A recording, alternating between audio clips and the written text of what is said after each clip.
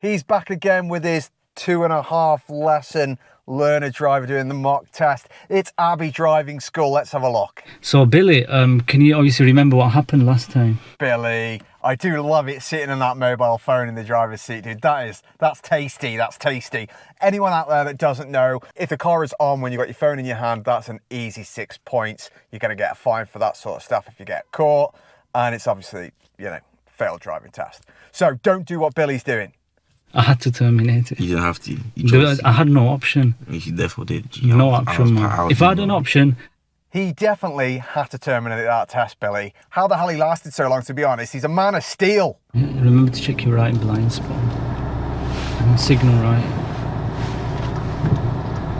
A bit up to the right. A little bit up. To be fair, who was he actually signalling for? Because if there's no one to signal for, you're actually wasting your time signalling, so don't bother. The examiners aren't going to care if you're not signalling if there's no one to signal for, because it's just a waste of time. In fact, it actually shows that you've had a look. And if you did this on your driving instructor test and you actually signal when there's no one to signal for, you'd actually get a fault for signalling when you don't need to signal. So remember, when you're changing gears... I got my clutch on, I'm changing gears, innit? Yeah, into second, clutch up. So if I had a learner when I was having to grab the wheel going down a road while they change gear and they're looking at the gear, clearly there's something we need to focus on right there. So what you do if you're a driving instructor, you stop the car, you practice on the side of the road changing gear. Can you get into first gear? Can you get into second gear? Can you get into third gear? Check all of it and go over it again. Because if you can't do it when you're moving, the first step is to stop and practice doing it while you're still. If you want to be a really good driver, just like Billy's trying to do, make sure you have a look at my online driving course at joshthedrivinginstructor.com. Should be across the screen right here. And there's a link in the top right corner here. Have a look, joshthedrivinginstructor.com. You're an alright driver, you know. I know. I don't know why people violate you. Okay, now you're being sarcastic. No, man. I'm serious. You're an alright driver, that's good. I like that, I did like that a lot. I've got nothing to say. What you can do first is check your centre and right mirror, signal right, and no brake with your right foot. Brake or clutch? Brake first. Clutch in, brake first, put your clutch in, into first. What I'm noticing is if you listen to the driving instructor, he's not actually stopping talking at all. And for someone that can't drive the freaking car, this is a hell of a lot of information. So the first thing I would do in this situation, if I'm trying to explain anything, is I'd pull that person over on the side of the road so they're nice and still, and just for 30 seconds try and make sure I get the main message across to the person while we're still. And then if I need to jog their memory as we're going, that's when we carry on, and then I might give them a few helpful hints and tips on the way. It needs to hit 2,000 revs, so give gas, accelerate. So yes, it is true, officially on your driving test, the examiner shouldn't mark you down for driving around with one hand on the wheel, but are they going to be impressed? No, they're not.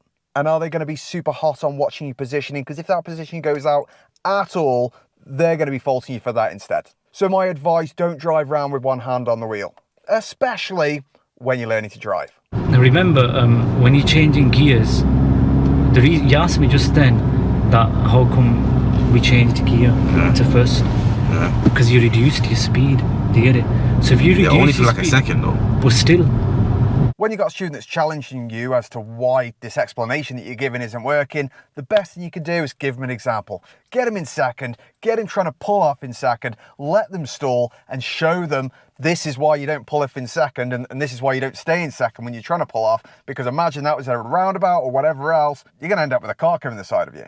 I understand I couldn't do this because, to be honest, if you're pulling over on the side of the road all the time, it's not going to make a very interesting driving lesson video, but even so, you wouldn't want to do this normally. Yeah, I've done like 20 hours automatic. 20 hours in automatic? Yeah, so it's not that I can't drive, it's just manual. So it's only the gears you need to learn, you know the rules of the road and stuff. Yeah. Hold on, calling Billy Bull here. In the last video, they said they did an hour-and-a-half driving lesson. That was it. And now we're hearing we've done 20 hours. No wonder there's some good quality driving here. What I still don't understand is after 20 hours of driving, how in that last video was he slamming that brake on randomly for no reason in the right lane? What was that about? Clutch in, into first, and don't take it because he has priority. Why did you have priority? Because he's going straight ahead. Turn it. Don't lift the clutch up fully, turn it more. 20 hours of automatic driving lessons and Didn't know that we've got to give priority to oncoming traffic? What can I say?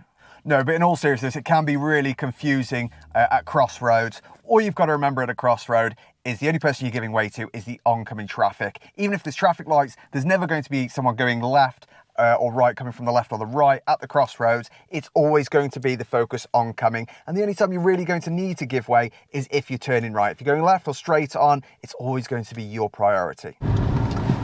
Don't worry, man. I've got you. Edge it forward. Clutch in, clutch in, clutch in, clutch in. Look, to edge the car forward, you only need to get to the biting point. So watch this. Watch this. Clutch. Okay, so we already know the person's had 20 hours of automatic driving lessons and around 2 hours of manual driving lessons. So they have really good road sense, apparently. They know what they're doing on the roads. They know the rules of the road. So they're learning more focus on the gears. So then, can someone please tell me, what should this lesson be focused on? Yeah, gears. Yeah. And on top of that, we saw in the mock test, there was huge issues with the hill starts. And we're seeing in this video here again, there are big issues with the hill starts. So again, what should we be focusing on? Yeah, you guessed it. We should be on some hills. But that wouldn't be very good entertainment for this particular video. So we're not going to hold it against them. So how are you feeling with the right turns now? A few more. Okay, that's fine. His left and right turn should be absolutely fine. He's had 20 hours of automatic lessons. The guy's already said this. His issue is his gears and his hill start. So that's what he should be focusing on. Why we're still doing this, I'm not too sure. Don't lie, since you've started driving manually, you got more smarter. You're getting more clever. Do you not reckon? That's some really nice feedback. That's really important when you're teaching someone to drive. To constantly give some regular good feedback. We're humans, we like having feedback. We like having positive reinforcement, knowing we're doing the right thing. So that's really, really good. And that's so important as a driving instructor, because what you got to think, all our driving lessons are just constant mistakes from the beginning all the way to the driving test. It's mistake, try and fix, mistake, try and fix, mistake, try and fix. So trying to give that positive reinforcement throughout is really, really important. Otherwise, it's a real frigging grind, real axe grind. No one enjoys it. So positive reinforcement is the way forward. So when you stop, if you leave the clutch to the bite with your foot on the brake, from one side we're telling the car to go, and the other side we're telling it to what? Stop. So it's fighting against each other. So the car fights against itself. And we're back to hill starts and getting the bite. Again, this guy should be pulled over, taken to a hill and practice for 20 minutes on the hill, just getting the bite. Practicing that bite up and down the hill till they're absolutely perfect before moving on, and then he wouldn't have any of these problems. This is all a bit of a waste of time until this is actually done. Okay, good news is he's now got 2 hands on the wheel, but he's holding both his hands right at the bottom. The problem with this is your wrists are really weak. They're not strong at all, and it makes it hard. If you try and turn a wheel round that way, you're going to end up like a crumpled mess. And again, that way. So we don't tend to, and you haven't got good strength. You hit a pothole or something, it's going to make a mess. You're more likely to break your wrist as well. You're far better off holding the wheels either on the side. You can do the 2 and 10. I don't tend to do that. It's better 3 and 9 in the notches on the wheel. You're going to be far more comfortable. But at least we've got 2 hands on the wheel. That's a damn good start. Or do you want one more right turn? Yeah, let's do one more. Just near the end, we botched up a little bit. So Billy's done really well here. He's actually recognised that he wants a little bit more practice on the right turns. Again, I think it's more focused on the actual gear change than the right turn itself. The right turn seems fine. It's the fact that he's not getting the bike quite right as he's going around the corner. And the correlation of speed as he's trying to accelerate, as he's trying to turn the wheel, is always going off because he's not controlling the clutch well, which means when he's steering, it's far harder to steer the wheel correctly. But either way, enough practice even doing it the hard way, he's still going to get to the finish line. Your clutch in. Clutch has to be fully in. Take your foot off the brake. Try timing your brake to the end rather than braking to and leave the clutch there, yeah. No, you'll put your clutch in and then brake gentle. Okay, I take it back. In the last video, during Billy's mock test, I thought he was on purposely braking too early before the junctions. But now I've seen this, I don't think he is braking too early before the junctions on purpose. I think what's happening is he's pressing the brake, but when he's putting the clutch down, he's overcompensating and he's pressing the brake further rather than just holding it still. It's quite a common thing that learners do. They forget to keep that right foot still and then put the clutch in, and they overcompensate and press it harder. And it's even worse in diesels because diesels pull you forward.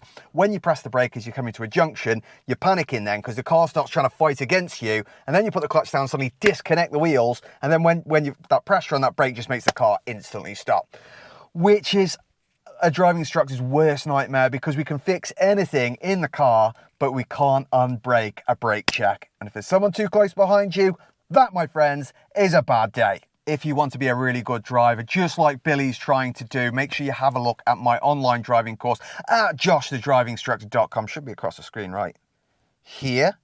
And there's a link in the top right corner here. Have a look, joshthedrivinginstructor.com.